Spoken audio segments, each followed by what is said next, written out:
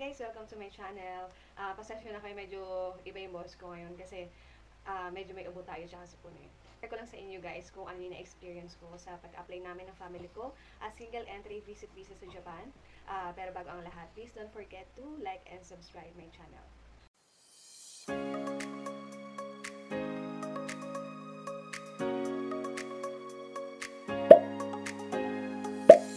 So ayun na nga, April 16, 2025, pumunta kami sa accredited office ng Japan Embassy located sa Makati. Ilagay ko lang dito yung complete address niya para magpa-check ng mga requirements na kailangan namin i-submit sa kanila at saka para makapag-comply na rin kami ng maayos. Ang ginawa nila noon, check nila isa-isa, tinanggal nila kung ano yung mga dapat at hindi dapat na ipas. Pinabalik na lang kami sa April 21 kasi nga half day lang sila nung araw na yun, then 17, 18, di ba holiday na. April 21, bumalik ako doon na mag-isa na lang ako. Gumawa na lang ako ng authorization letter para hindi na pumunta yung sister at saka yung mother ko doon sa office para hindi na rin sila mapagod. Pinakita ko ulit sa kanila yung mga documents. Tapos yung tinanggap naman na nila. Bali yung sa akin muna, sabihin ko sa inyo kung ano yung mga pinasa ko. So ito, meron tayong kopya dito, kodigo para hindi ako magkamali. So ang pinasa ko doon sa kanila, passport, visa application, 4.5 cm by 3.5 Japan visa na photo. Actually, pag pumunta kayo, nagka-picture kayo, sabihin nyo lang na Japan visa, parang alam na nila yun eh. Pero, para sure na lang din. So, sabihin nyo natin yung size. Birth certificate original, marriage certificate original din. Tapos, itinerary sa Japan. Bank certificate, employment certificate, yung contract ko na lang since employed naman ako sa Dubai. Affidavit of discrepancy, yan, nagpasa kami yan kasi meron kaming problema na magkakapatid sa pangalan. So, yun, proof namin na family talaga kami, kapatid ko yung kapatid ko, nanay ko yung nanay ko. Yung sa sister ko naman, since online seller naman siya, ang pinasa niya ay passport. By the way guys, yung passport pala, original yun na, yun yung mismong passport ninyo, hindi yung photocopy. Bukod sa photocopy, kailangan na rin din kayong passport na original, yun yung ipapasa ninyo.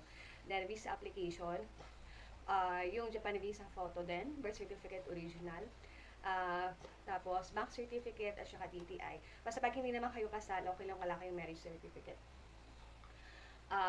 Sa mother ko naman, ang pinasa niya ay senior citizen kasi siya, so housewife siya. Yung pinasa niya ay yung passport din, original at saka photocopy syempre, visa application, yung Japan visa photo, at saka birth certificate original. Pero sabi nga, pagpala galing ka na ng ng Japan, hindi mo na kailangan ng original na birth certificate. Yung passport niya pala, dalawa yung kinuha sa kanya kasi nga, doon nakatapak yung dating visa niya sa old passport na. So, yun, dalawa yung pinasabit sa kanya. Tapos yung sa sister ko naman sa US, ang kailangan ay yung guarantee letter, yung bank certificate 6 months, tax certificate 1040 US individual tax return, yung kasama yan, tsaka visa certificate kasi meron siyang visa sa US.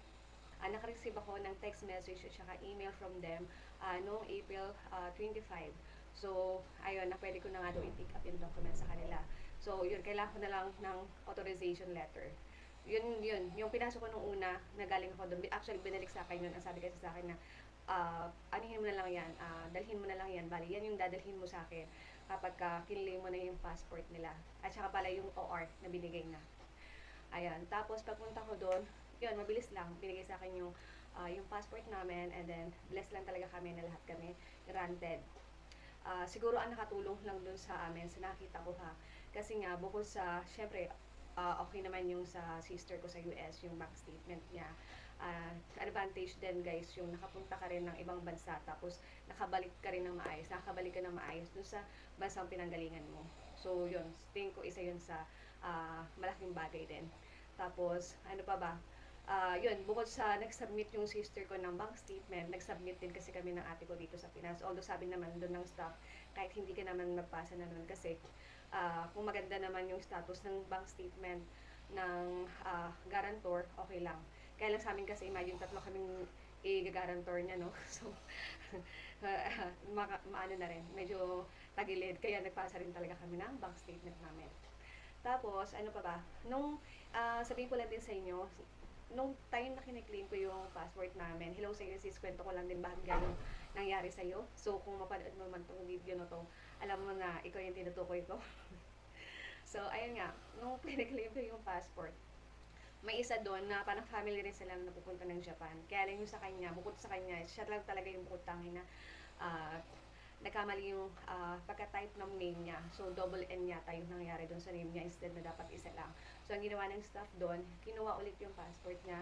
Tapos, ang sabi na, kukontakin ulit siya. Pwede siya bumalik 3 to 5 working days para i-claim ulit yung passport. Kasi yung magpo-correct lang nun is yung sa Japan Embassy, hindi sila. So, ganun lang. Kaya, I suggest na kung pupunta kayo ng Japan, mas maganda na i-apply nyo na siya ng mas maaga para kung sakaling may mga ganyang problema, maayos pa. Tsaka syempre, no, yung mga requirements, kailangan maayos nyo rin siya muna. Hindi guys sa amin kasi sinabi kasi nung una na medyo tagilid na daw kasi nga May 9 yung alis namin, anong petsa na.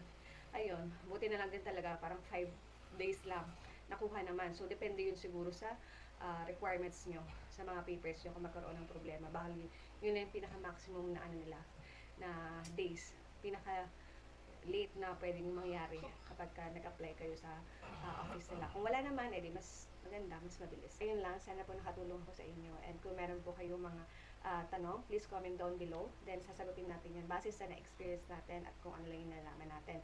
At saka nga pala guys, don't forget to like and subscribe my channel para mag-update po kayo sa mga susunod natin na video. Bali susunod pala natin na video, yung may experience ko naman sa immigration dito sa Pinas papunta ng Japan. So, yan, ano lang kayo guys, subscribe lang kayo para ma-notify kayo. Thank you!